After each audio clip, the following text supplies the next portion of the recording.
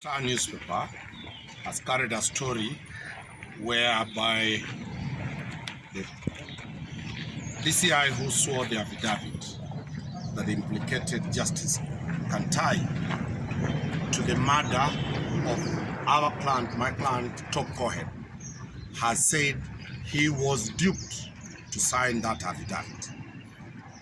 In the story in the newspaper, a senior police officer, third in rank in the form of the National Police Service Commission, has said that he was called into the office of one George Maingi Kinoti, then the DCI, given a document.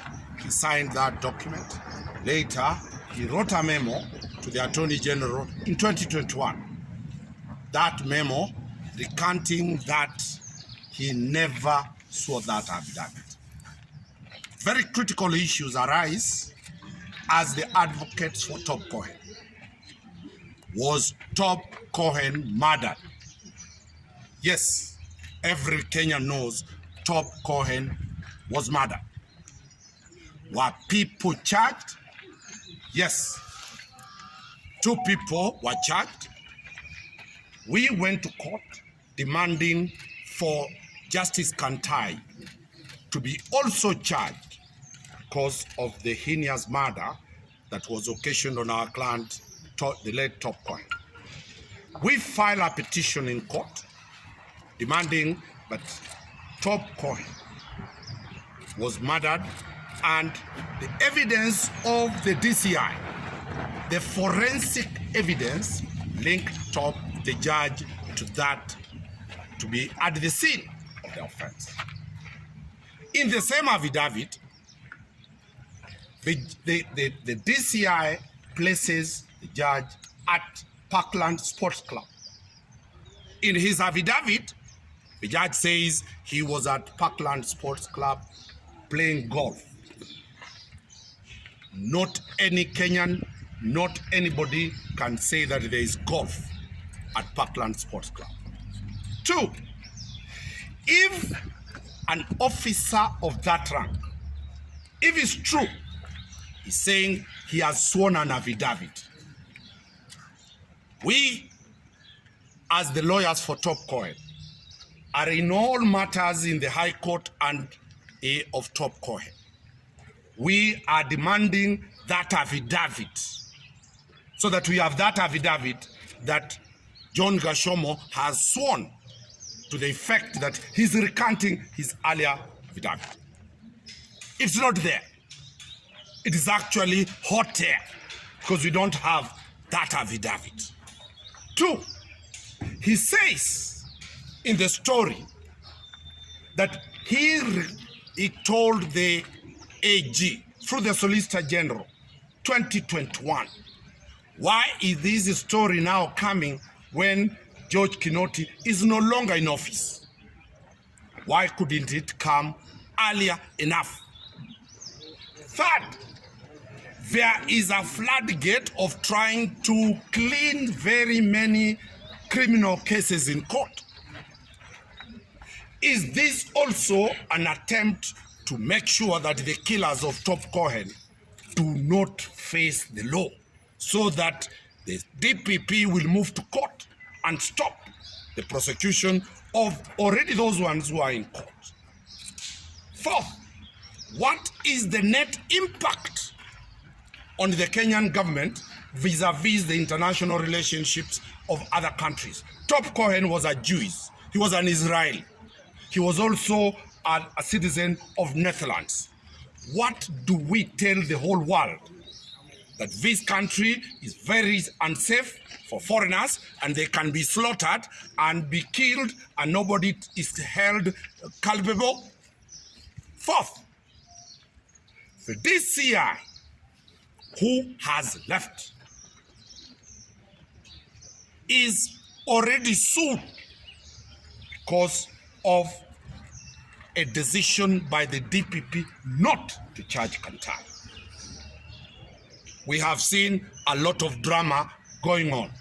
So, in summary, that story in the Star is not supported by any affidavit. 2, that story in the Star is a precursor to a gross violation of human rights on Top Cohen that is in the making, so that we find out that all the people who killed Top Cohen are going to be left off the hook.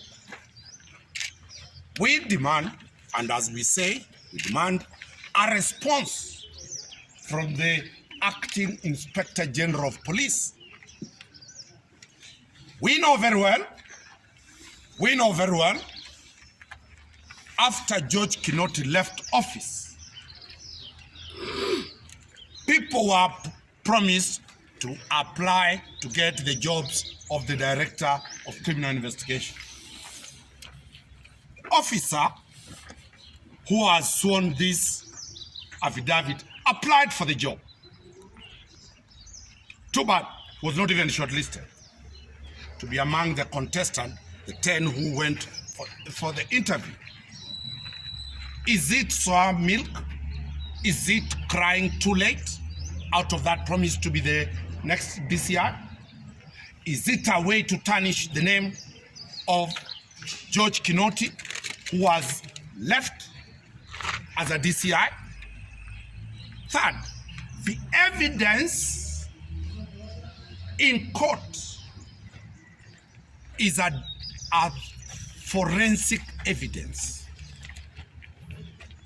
The people who did the analysis, the DCI officers who did the analysis, are not the ones who have sworn these affidavits, the alleged affidavits. There are more than 11 other affidavits that we have.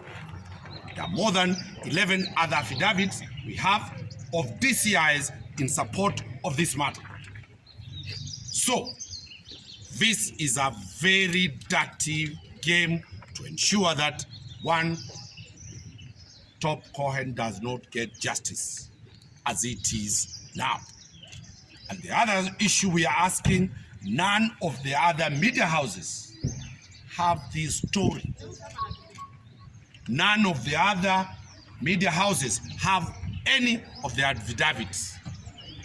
So, Top Cohen's murder is a serious international question that is going to bring a lot of pressure to the government of Kenya and to the image of the National Police Service Commission.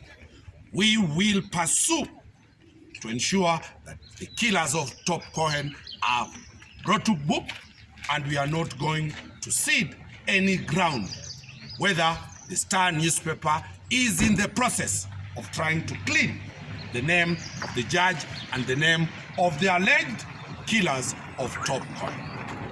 Any questions from the fourth estate?